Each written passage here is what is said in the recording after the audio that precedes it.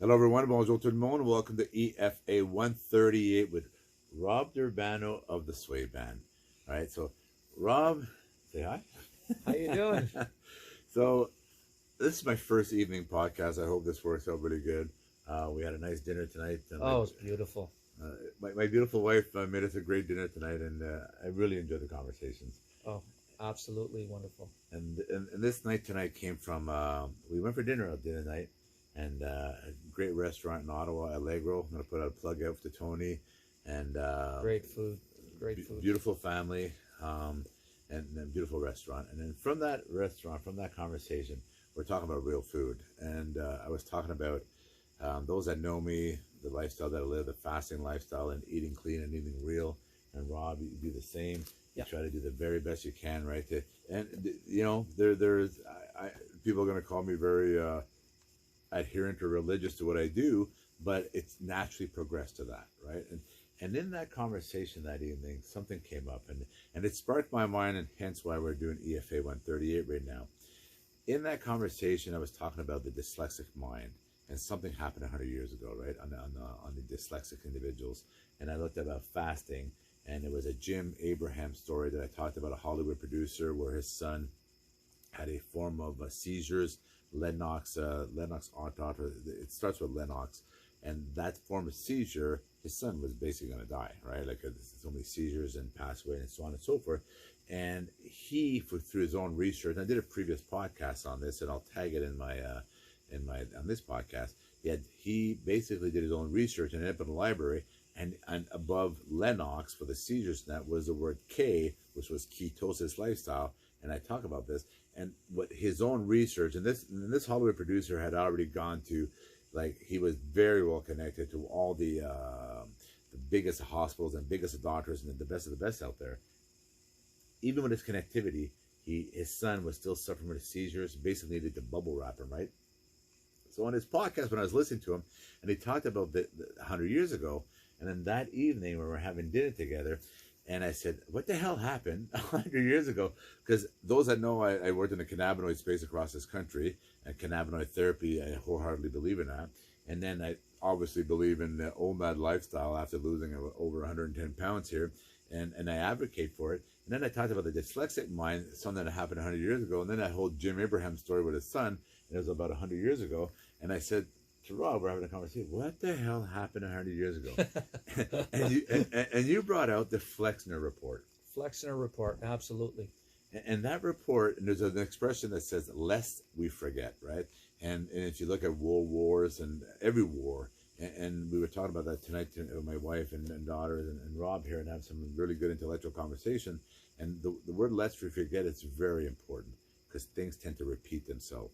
And sometimes I feel like we're being herded right now, and the direction we're being herded into, let's see when the dust settles.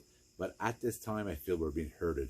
And 100 years ago, let's put about 110 years ago now, there was a process that was started, and that herding came from this process. So I'm just going to talk about a few things here that when I kind of expanded, doing what I do, going back to my investigation background, I went down into the rabbit hole, and I started looking into it. And some of the things I found out about the Flexner Report, which I knew nothing of, right? And it was Abraham Flexner. The report was written off of. And this report, I gather he was an intellect, an education individual, philanthropist, very smart individual. And you had educated me that the Carnegies and the Rockefellers. The Rockefellers. The funding came behind that, was from the Carnegie and the Rockefeller. And the AMA, the American Medical Association, back then, they had commissioned this process. And the process... They were strapped for cash. They were in bad shape. They were in very bad shape. And so they needed a bailout of some sort, but the bailout came with some strings attached. Correct. Right? So those strings attached, and Rob is bang on here, because they were strapped for cash, and the Carnegie, the Rockefeller gather came in, and with this whole process said, we're going to take over. Because they got something that they receive, and we look at government, look at a lot of stuff in governance, right? There's a process that they did not have the cash, but they got the cash infusion. I think it was $600,000. Please don't quote me on all these numbers here, but this is not the gist of this. I'm gonna get into the nuts and bolts here of what I want to talk about. But what's interesting about that medical report, when you go, some of the stuff, there was a lot of key things from that medical report that was very important to life, right? The commonality, and people that know me and know I talk about commonality. There was some high standards put together out of this report. They put the whole countries together. This is Canada and U.S., by the way, American neighbors, Canada and U.S. So they put a commonality together from that report, growing forward to where we are today. They set a standard. They set a commonality standard across nations, and there was a lot of very good key points that were put in. Education for the medical, they went from 2 years to 4 years. They upped the bar, basically, they upped the ante for your criterias and etc. So a lot of good things were done, right? Just like my government background, no sharing of information. Today, a lot of agencies try to share information. The same thing happens in the medical world now. They try to share information, especially in the world. They say we know more about science and health in the last 10 years than the last 5,000 years. That's because of technology, right? So technology today, we are sharing information, and it's helping a lot of individuals on Earth. And I've talked about the smartphone before. If it wasn't for the smartphone, we wouldn't be as smart as we are today. And I wholeheartedly believe in that. I think the smartphone is an addictive device. Should not be in the hand of children for a lot of reasons, other than productive and educational stuff. However, there's a lot of good information from the cannabinoid space, from the fasting space, from the dyslexic space, from everything that I look into. If I wasn't for the smartphone, I wouldn't have that knowledge today. Exactly. Right? Yep. Exactly, right? Mm-hmm. So let's go into this Flexner report here. What I found out from this Flexner report was that there was a lot of racism in it, like in a sense of, and you could pull it up, but they had marginalized, and I've talked about this on previous EFAs, marginalizing. You think you're marginalized, you talk about a lot of these groups out there, and they're marginalized today. You have no knowledge of what being marginalized is when you look back 100 years ago, right? And in that report, it talks about how the blacks, they don't need basically the emphasis of medicine. It was more towards hygiene. It was a kind of influencing that we should be focusing on the hygiene of black instead of medicine of black. It talked about women, and blacks and women, they did not want them into the medical field. So limit them into the medical field. Limit them into participating in the education of learning to become a doctor, right? So think about that today. So and when you look at that, I don't look at it from that perspective. And I know people are going to go, down the road, right? What are the repercussions? What are the side effects of everything, the collateral damage of all these decisions that were written in paper? These are written in paper. These are government officials. This is governance. This is big money putting on paper a lot of these things. And those of you out there are going to say, at that time, that's how they thought. Yeah, that's how they thought, and you're right. However, the repercussions of the way they thought, this is what transpired. What transpired out there, there's women out there that, could you imagine if those women would have become doctors in the 1910s instead of 1950s, 1960s, 1970s?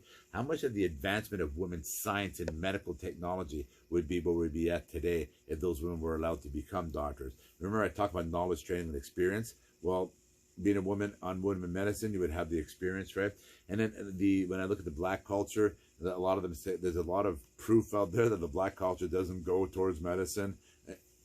And there's been a few experiments that were done on them, and the Carnegie reports, those kind of things. Well, those things marginalized people, and it deviated those to distrust the system, right? Distrust the system, hence where we are today. And I'm going to keep going here. 100 years ago, cannabinoid therapy, right? Cannabis and that kind of stuff. When I look at the cannabinoid space, it used to be the medicine of the poor. They call it the medicine of the poor. Women were treating menstrual cycles, they were treating headaches and that kind of stuff. Hemp, they were growing 40,000 different plus products, et cetera, et cetera. It wasn't the medicine of the poor, and we talked about this tonight. Yeah. It was the medicine of the average.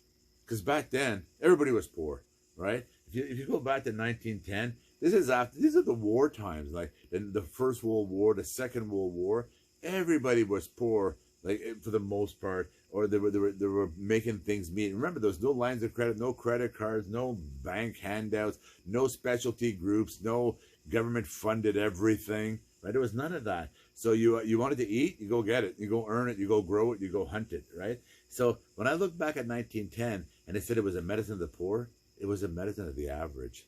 That's what transpired here. And then the dyslexics, right? 100 years ago, somebody, the governance, decided to let's put smarts to books and let's evaluate everybody on school and let's put a program, another system, right, in place so that those we're going to give you, we're going to measure you on that.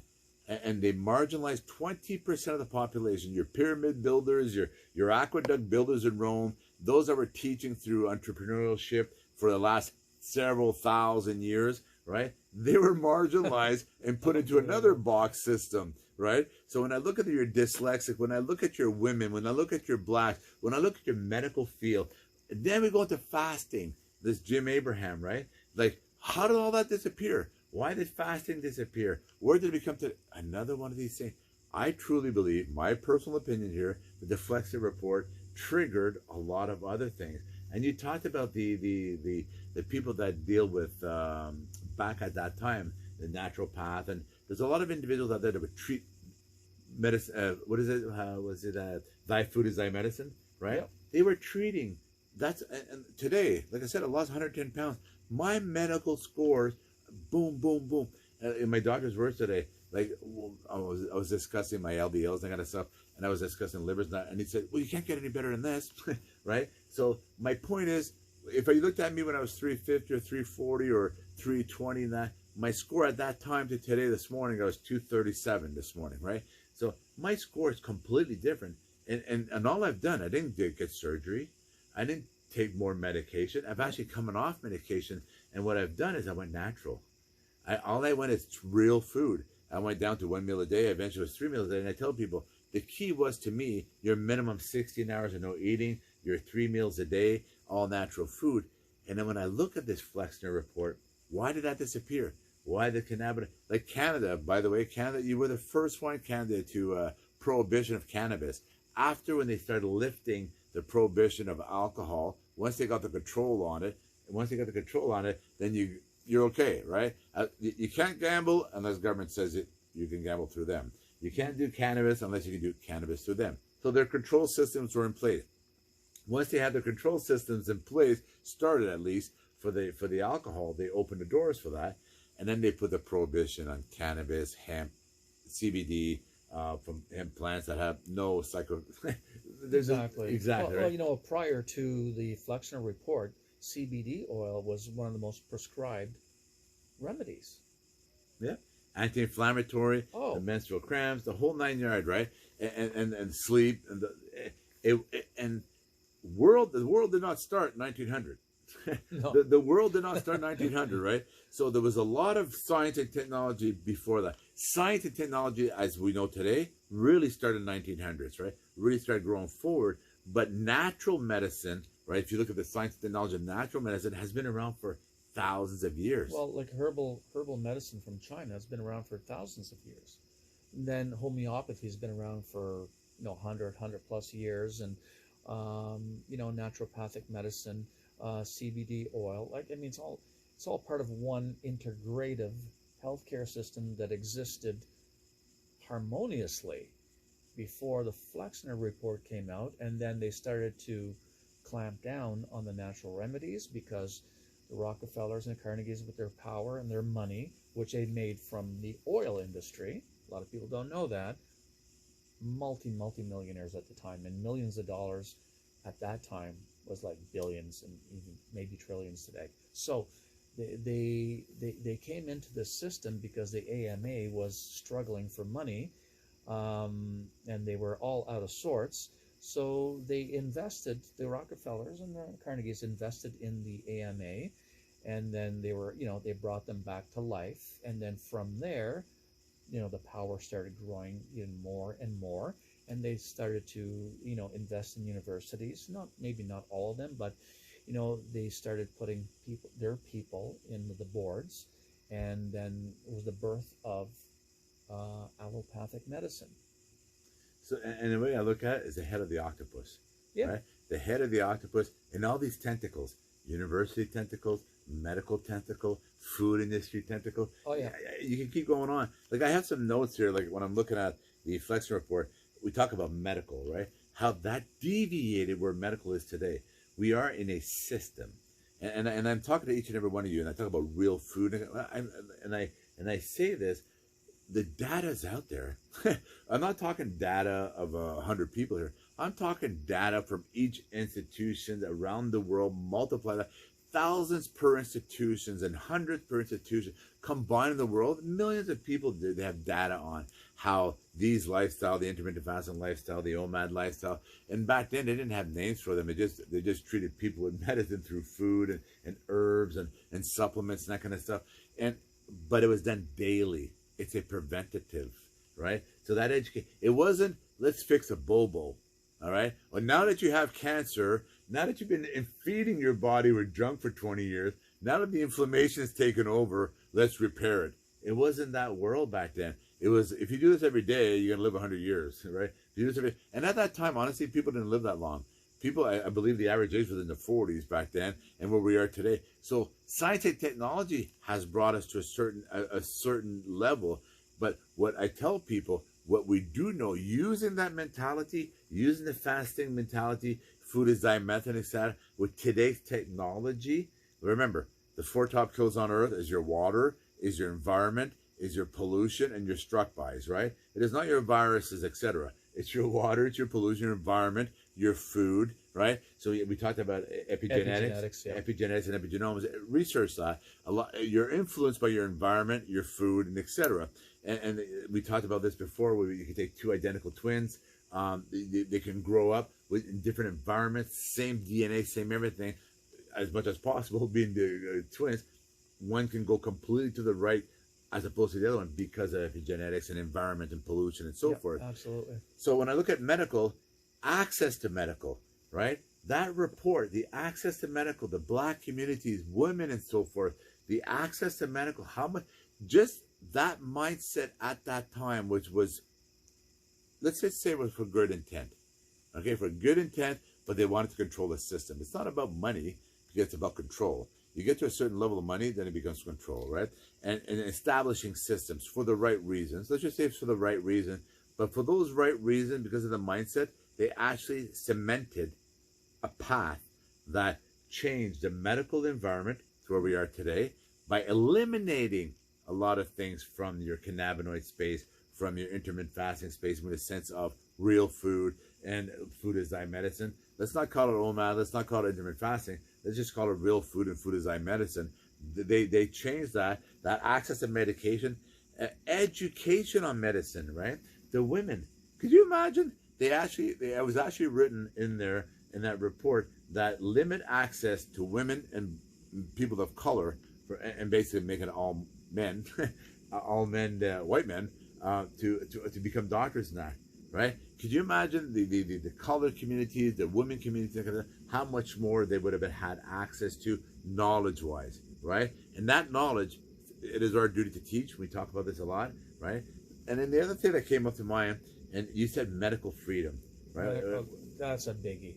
I mean, when the Rockefellers Carnegie took over the medical system slowly and progressively, I mean, they just about wiped out homeopathy, all the colleges except for 2. The herbalists were wiped out pretty much. So anything natural was taken away from the people. They were trying to erase history. But now we're fortunate that it's all coming back to the forefront, and people are becoming more aware. Thank God, the internet, the smartphone, exactly. The internet. Unfortunately, the internet is being very much censored now. So any of the stuff that we're talking about, whether it's the truth about cancer, truth about vaccine, or all these doctors like Dr. Mercola, Dr. Rashid Buttar, who I love, from Charlotte, North Carolina. All their videos are being censored. They're speaking some really, really good truths, all being shut down now. So medical freedom, what is medical freedom? Everybody thinks we have a great health system care in Canada. There's great components. You break your leg, you go to emergency, you want to be treated, right? You get a sudden infection that's going to be deadly, you want to kill that quickly. So the emergency care, surgery when needed is great. But to call it a healthcare system, I don't agree with that. It's disease management. Yeah, And that's a good terminology. disease management is what it is, because medications, for the most part, like high percentage, will not cure anything. If you got high blood pressure, you take high blood pressure medication, stabilize the blood pressure. Yeah, but it's not curing the underlying issue. Issues.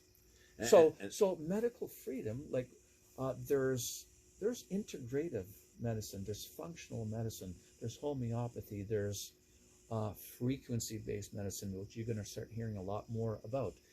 It's all coming back to the forefront, but still being suppressed more than ever right now. It's come back in the past 10 years, 20 years, big time, but now there's a big push for suppressing all natural medicine. It's funny you say that, because I was actually listening to a podcast today, and some of the stuff that was from 1910, 1920 is coming out today.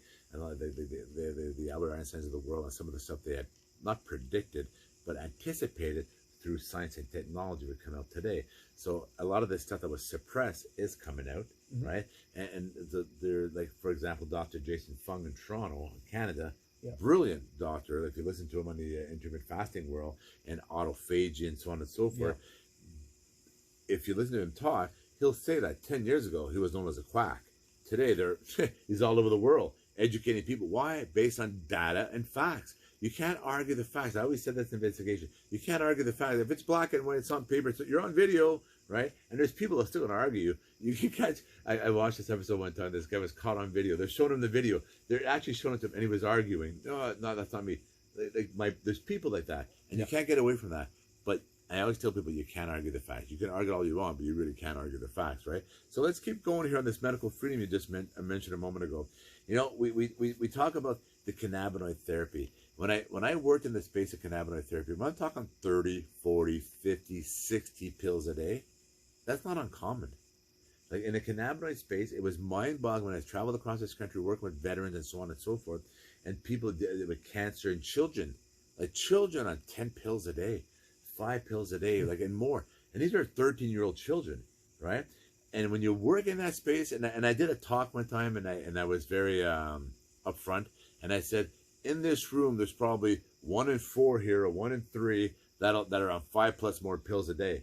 Nobody said a word. Everybody was just listening, right? Because I was right. Like there's so many people on pills and medication, and instead I was that guy. Like I was 320, 330, 340, 345, 350, 330, living that triangle, the food charts, bringing myself down to 320, going right back up to 340, right? But what did I take? Pills, right? Take pills, and let's get surgery on the hands, and let's look at the hips, and do you know what I mean? So what I did, I went back in time, and I tell people, I'm living pre-1900s, I'm living pre-1950s, I'm eating real food, I'm accessing herbs and medicine that way as a daily supplement, right? Sorry, it's got to be a lifestyle, and it's a lifetime lifestyle. And the people, they had it right. They had it. You hear the coyotes. You hear the coyotes right there. That is? Oh yeah, the coyotes, and you can hear the wolves and the coyotes back here, which is cool. I know.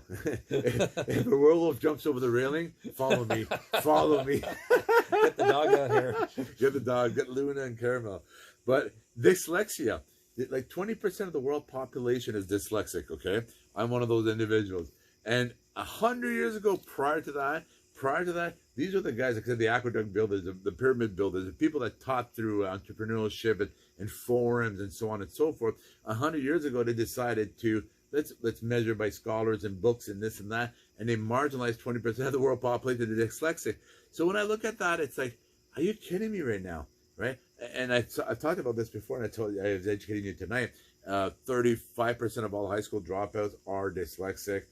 And then they talk about 50% of the people in drug and alcohol programs are dyslexic, and then 60-70% of the people in correctional type treatment type institution are dyslexic, right? Think about that. 100 years before that, they were the people with their heads on their shoulder, the entrepreneurs, that kind of stuff. So you want to change a system? You want to herd people into a direction? They did that 110 years ago.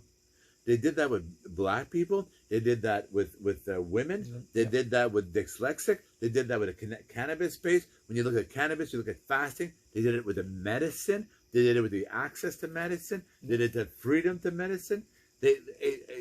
So, you know, if I could like sum it all up, I'm glad you told me about this Flexner report and the less you forget.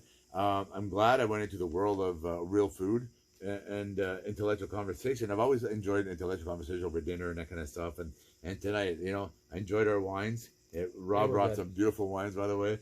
Great dry red crisp, and we had some real food. My wife made us some the konjac plant. You enjoyed it tonight, the konjac? Yeah, it was delicious. The way she prepared it was the recipe was just awesome. So this plant is a konjac plant. 2,000 years the Japanese have been eating it, nearly 2,000 years. It's high fiber, no calories, very healthy for you. You can make it in a pasta dish, a soup dish, a chili dish, and add it to whatever you want. It's all in the preparation. And I said it to people. You're Nona making pasta and the neighbor's wife making pasta, two different things, right? Yeah. It's all in the preparation. And tonight, and my wife tonight was like, oh, you're making me do this? I said, I just wanted to try it out because it's our duty to teach, right? And I tell people, it's so good. You can make alternatives. And we had, like, my point is, living a lifestyle that keeps you out of a system is at your disposal. You're honestly, and we talked about like the water, like the type of waters you want to consume in your body. You want to eat real food. And when I say real food, I'm not necessarily making sure it's a fruit or a vegetable. Where does it come from? When was it grown? How long has it been in storage? Right? How much pesticides have been used on it? Like we talked about this tonight. Like they say, 65%. What is it? There's over 65 different types of pesticides inside the average California wine. And I was listening to a podcast today about that. And then previously, some of the most pesticide products in the world is coffee, right? It's crazy how much we are knowingly buying food that we think it's real and it's not, right? They're filled with pesticides. They're grown with gases. They look beautiful. They look colorful. They look like the real thing, but they're not. Well, look at the agriculture that we were talking about earlier. I mean, we went from natural fertilizers, and they created all this petroleum-based fertilizer, which is depleting the soils and killing it. The soils are dead. So if the soils are dead, you're not getting the nutrients from conventional vegetables. What is the point?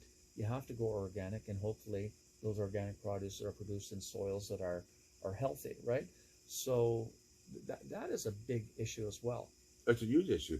And was it bio? I was listening to the Zac Efron episode the other day, and about the stealing of nutrient dense food from countries, like derooting them all and moving them to another country and growing them in lab formats and that. And those real food, real superfoods have half or no like nutrients in them because they're grown in, you know, they're engineered, yep. Right? But you think you're buying the real food. Well, yeah, you got GMOs. I mean, you got GMO corn, so they've implanted or genetically modified the genes to include Roundup inside, so it can become resistant to the spraying afterwards of the plants.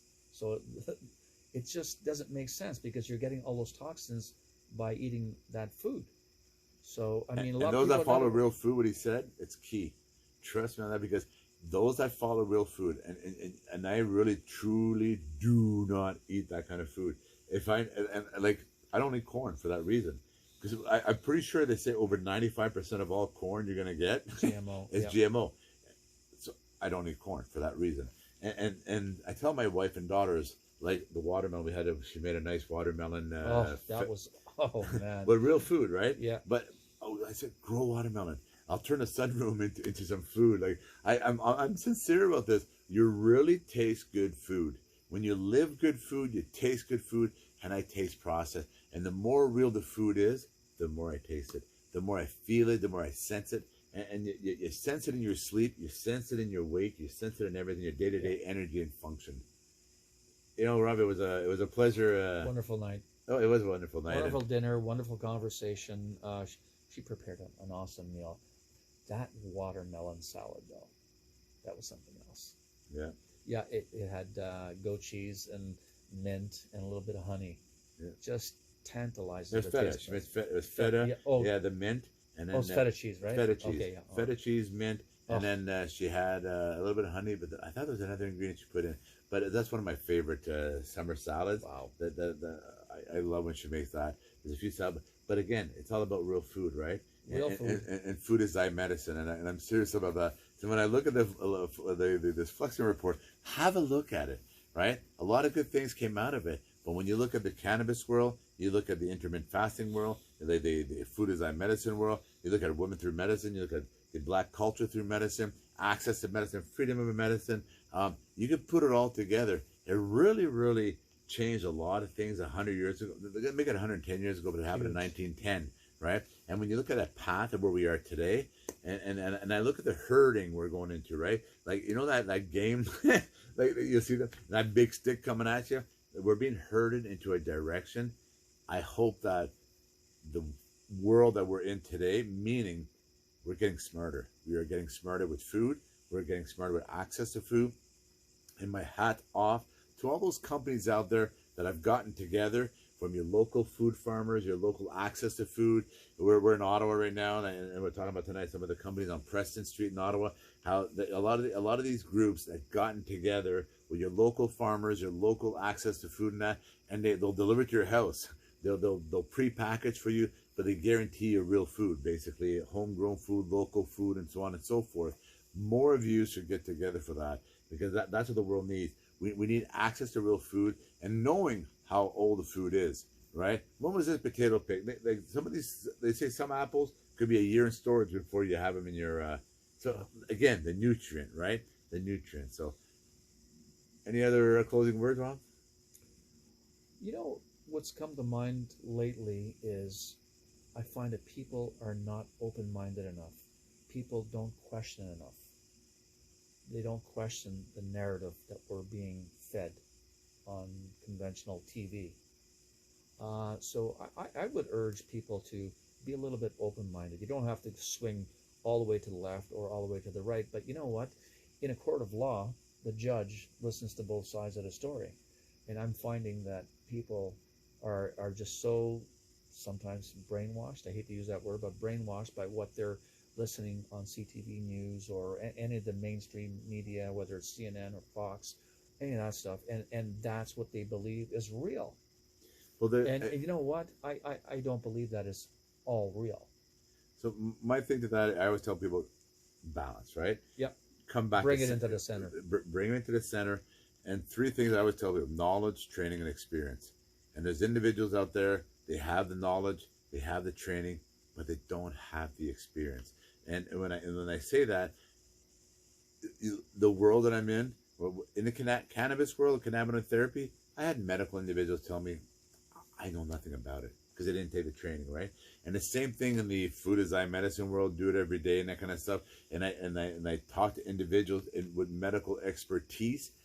And that's why when I look at your DrJasonFung or your institution, the Bill Mead institutions in Germany and that kind of stuff, those individuals, they have the knowledge, they have the training, and they have the experience. They live that lifestyle. So when you say a lot of these things, go to your sources, right? Go to those that have the knowledge, training, and experience, and bring it to center. Listen to both sides and find the commonalities that make sense. And you mentioned a few stations and all that. And I try not to give any plugs and that kind of stuff all the time on the podcast, but there's so much information out there. Try to find your commonalities and get away from those that they're all the same, right? And that's one of the problems out there when you have the synchronization in the world right now. If you can synchronize that well, I've said that before, there's a lot of other things you can synchronize with on your pollution, on your food, on your environmental and that kind of stuff. If you want to synchronize the top 4 killers, start with that. Start with that. Start with the top 4 killers in the world if you want to synchronize governance, right? And but great podcast. Thank you very much tonight. Great night. Thanks for having me. Oh, you're welcome. Jean-Guy Bourguignon, Rob Durbano from the Sway Band in Ottawa, and by the way, great band. Like the music, this man, like when I say your band is tight, your band is tight. And I got the opportunity to see it live a few times. And I went to a great wedding one time. And how many pieces did you have at that Hanshy's wedding? And 10. It was 10. I mean, like from the Frank Sinatras all the way up to today, all the way through from your Madonna to your Michael Jackson to the latest of today. And like when you have everybody dancing from the 80s like in the 80, all the way down to the teens, and everybody's enjoying the dance floor, your band is tight. Thank you, sir. So thank you. Jean-Guy and Rob here, EFA139. Peace out.